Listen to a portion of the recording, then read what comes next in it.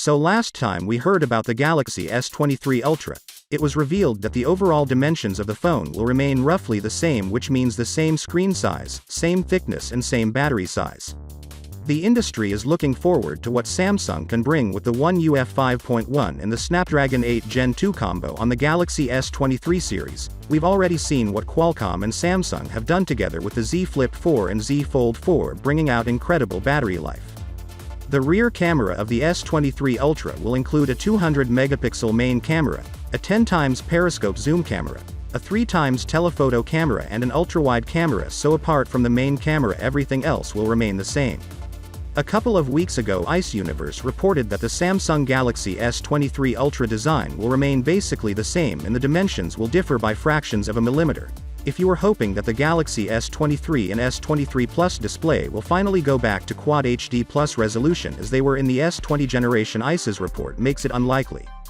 With the S23 Ultra we get a 6.8-inch dynamic AMOLED 120Hz LTPO display and it coming with a likely resolution of 1440 by 3080. We should see improvements to the color as well as the max brightness. On the front we're going to get 40-megapixel punch or selfie camera with an aperture of f2.2 and we'll see the Exynos 2300 in certain regions, and 5000 mAh power battery with at least 45-watt fast charging wireless and reverse wireless charging. In addition to the lens cluster color is also a feature that many people noticed in the design. I like the yellow color that appears on many forms. The gold color on the Galaxy S23 Ultra brings a powerful high-end and rich look. The Galaxy S23 Ultra may look with its flattened display and it's actually quite striking, and it's the first device to have embraced the S Pen in its entirety, and at the end of the day it's Galaxy Note premium device in Galaxy S clothing. Now the Galaxy S23 Ultra is going to be the first phone to feature the new UFS 4 flash storage, which is twice as fast as the previous UFS 3.1. The new storage is officially announced by Samsung themselves and it seems very likely that it will make its debut S23 Ultra.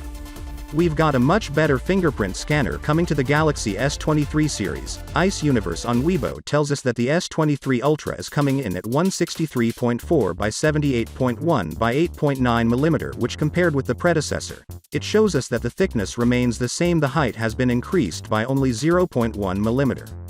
There are rumors that Samsung will equip Qualcomm latest 3rd Gen 3D Sonic fingerprint scanner on the S23 Ultra. The biggest USP of this is size, and it's 17 times bigger than the one on the S10. So, without being said, let me know your thought in the comment below, and if you are new here please subscribe. Peace out.